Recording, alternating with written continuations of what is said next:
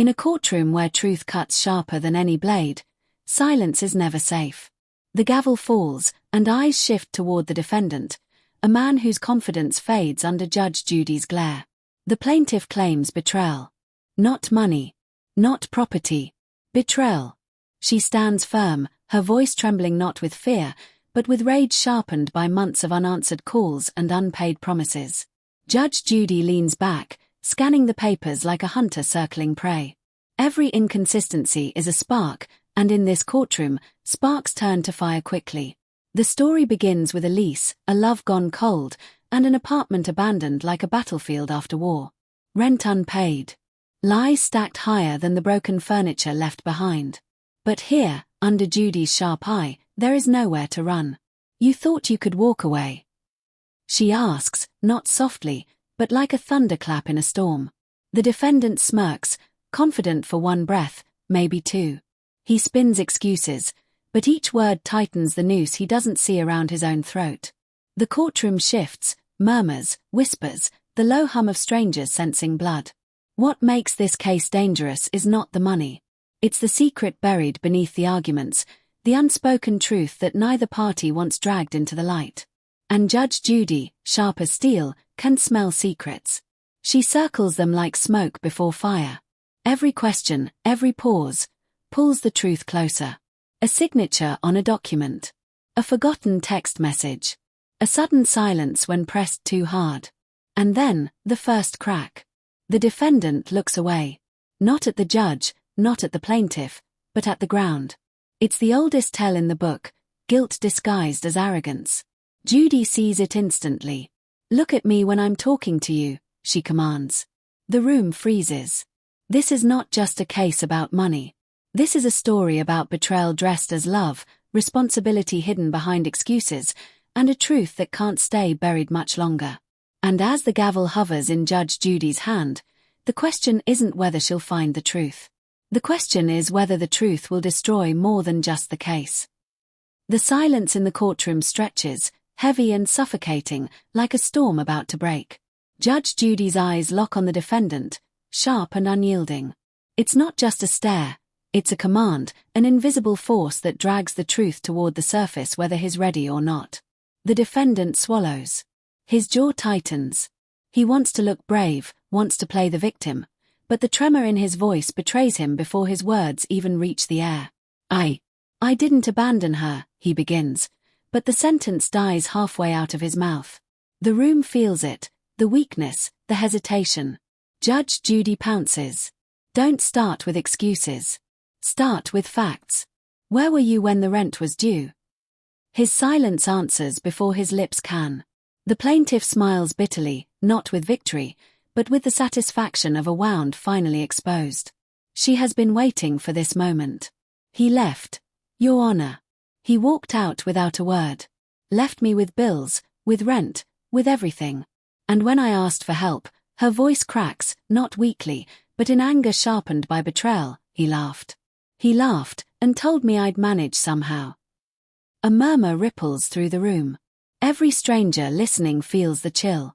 This is not just about money. This is abandonment, betrayal of trust, betrayal of love. Judge Judy raises her hand, silencing the room. So he left. Without paying. Without warning. And you expect me to believe there was a reason? The defendant finally finds his tongue. She was suffocating me. Always demanding, always controlling. I had no choice but to leave. His voice rises, desperate, but not strong. It echoes not like truth, but like panic dressed as justification. Judge Judy's expression doesn't change. Her silence is louder than any words. The plaintiff stares at him, eyes narrowed, lips trembling, but her anger holds her upright. No choice. She whispers, her voice low but cutting. No choice but to leave me drowning in debt. No choice but to disappear when I needed you most. You had a choice. You chose yourself. The room stills. Even the air seems to hold its breath. And Judge Judy speaks, calm, measured, deadly. What we have here, sir, is not a case of no choice. It's a case of irresponsibility. You don't abandon obligations because you're unhappy. You face them. You confront them. But you, she leans forward, her voice sharp enough to cut bone. You ran. The defendant flinches, but then, something flickers in his eyes. Not guilt. Not regret. Something darker. He smirks. It's faint, almost invisible, but it's there. And the plaintiff sees it first. Her body stiffens, as if she's been stabbed with a memory she'd buried deep. Judge Judy notices too. Why are you smiling? This is not a joke. Because, he says slowly, savoring the word, she's not telling the whole truth either. The courtroom shifts again, the energy flipping, alive with suspicion. All eyes swing to the plaintiff. Her lips press tight, her eyes drop, and in that silence, doubt blooms like poison. Judge Judy doesn't miss it. Is that true? Are you leaving something out? The plaintiff opens her mouth, then closes it again. A single tear slides down her cheek, not of weakness, but of frustration. Your Honor, it's complicated. Complicated is not an answer, Judge Judy snaps. Complicated means you're hiding something. Out with it. Now. The plaintiff's breath shakes as she finally speaks.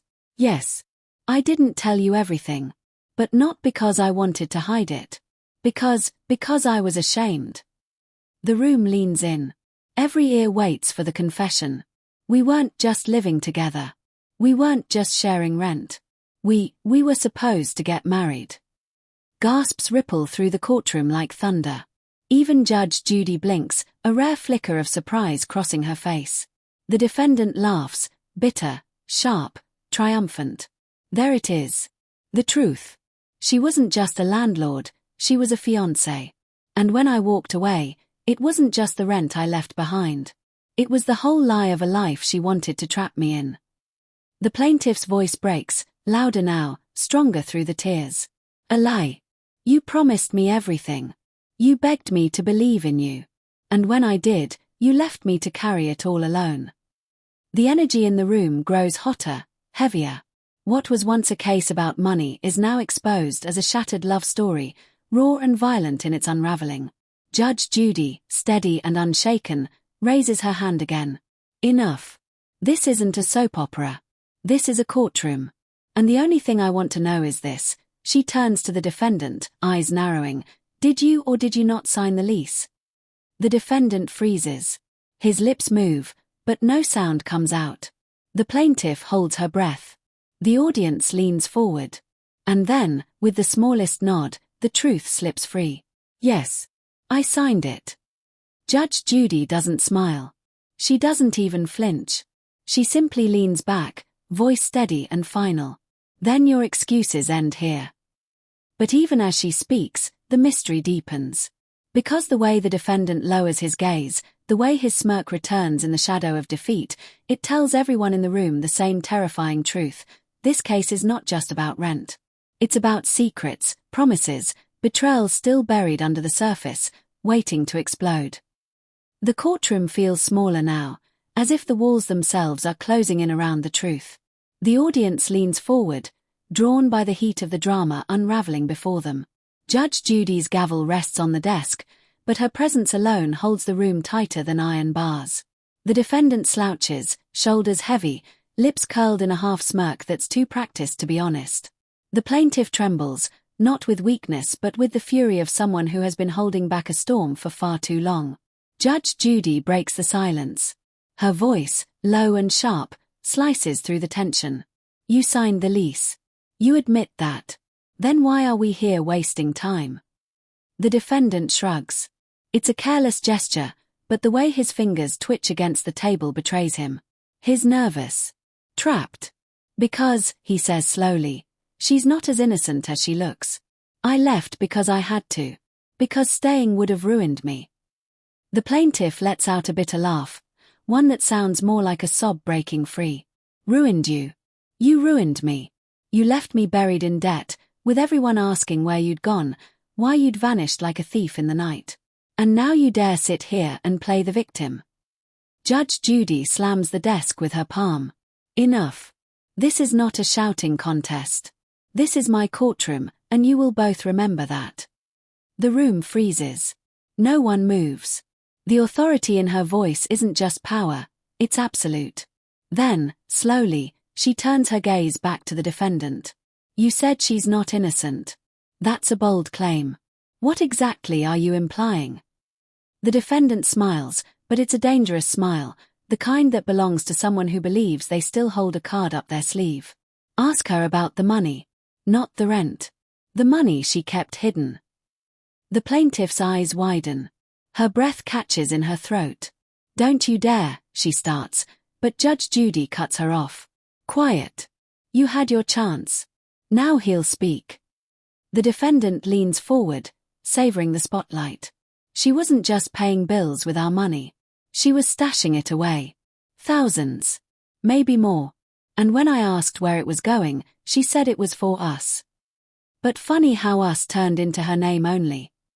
Gasps ripple through the room.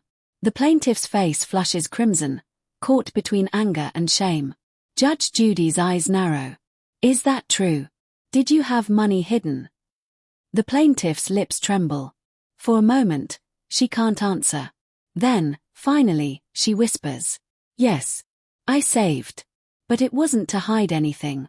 It was to protect us. He spent everything, every paycheck, every dollar on nonsense. I saved because someone had to. Her voice breaks, but it's strong, defiant. If I hadn't, we'd have been on the street. The audience murmurs again, split between sympathy and suspicion. Judge Judy raises her hand, silencing them. So let me get this straight. You saved money because he was irresponsible. But you didn't tell him how much or where it was. The plaintiff nods, tears welling. Because if I told him, it would have vanished by the next day. He has no control. No discipline. I thought I was protecting us. The defendant slams his fist against the table. Protecting us. You were protecting yourself. You didn't trust me, didn't respect me, didn't even treat me like a man. You controlled everything, the bills, the rent, the savings. I left because I couldn't breathe under your rules. The courtroom crackles with electricity. The plaintiff shakes her head violently, her hair whipping around her face. You left because you're weak. Because responsibility scared you more than love ever mattered. Judge Judy leans forward, eyes blazing. What I see here is two people who should never have been together in the first place. But unfortunately, this isn't about your failed relationship. It's about a lease. A legal document. And last I checked, emotions don't erase signatures. Her words hit like a hammer, but the defendant doesn't crumble. Instead, he leans back in his chair, eyes gleaming with a strange defiance. You think this is just about a lease? You have no idea what she's capable of. Ask her why she wanted me gone so badly. Ask her what she's really hiding. The room stiffens. Even Judge Judy pauses, studying the plaintiff with eyes that see more than most. Well, she asks quietly, what is he talking about? The plaintiff looks away, her hands trembling as she grips the edges of the stand. She tries to speak, but no words come. Her silence screams louder than any confession. The defendant grins, sensing his victory. That's right. She won't say it. Because the money she saved wasn't just sitting in a bank account. She was funneling it. To someone else. The plaintiff gasps, her face draining of color. That's a lie. She cries, but her voice shakes too much to convince. Judge Judy's eyes sharpen. To someone else. Who? The defendant leans in, savoring every second. Another man. The room explodes, gasps, whispers, disbelief flooding every corner. Judge Judy slams her gavel, the crack silencing the chaos. Her voice, low and deadly calm, cuts through the silence. Is that true? The plaintiff covers her face with her hands, sobbing quietly. For the first time, her strength seems to break. She lowers her hands, her voice raw. It wasn't like that. It wasn't an affair. It was my brother.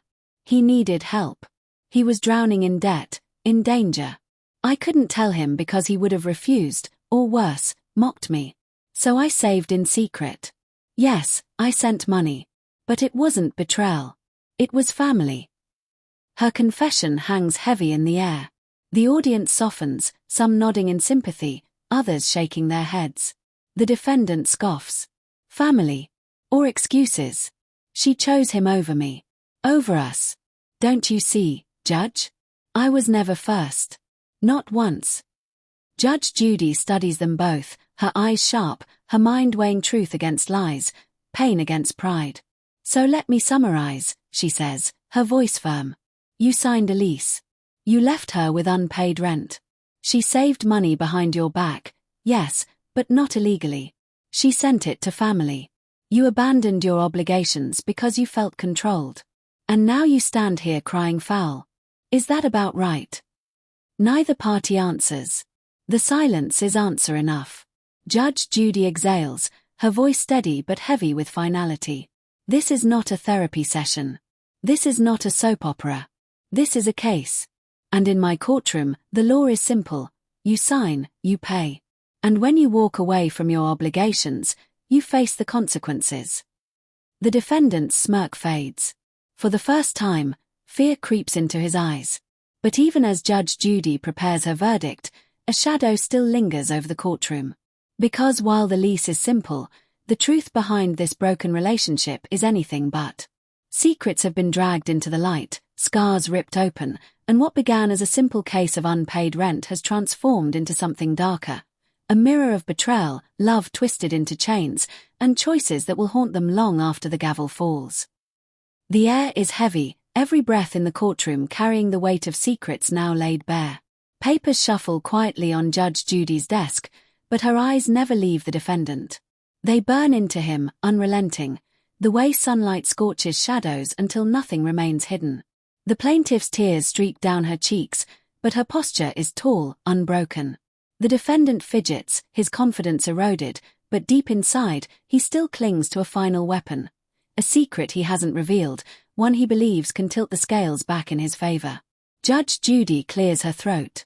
The room stills instantly. I've heard enough, she begins, her voice steady, heavy with authority. The facts are not complicated. The defendant signed a lease. He left without fulfilling it. The plaintiff was left responsible. Everything else, the hidden savings, the family debts, the broken promises, may be sad, may be painful, but they do not erase legal obligations. And in this courtroom, obligations matter. The plaintiff breathes a shaky sigh of relief. The defendant lowers his gaze, the smirk long gone, but in its place grows something more dangerous, defiance. Judge Judy continues. You owe her. Plain and simple. And if you think you can spin excuses, you are gravely mistaken. This court has no patience for liars, no sympathy for cowards. You made a promise, and you broke it. And now you will pay.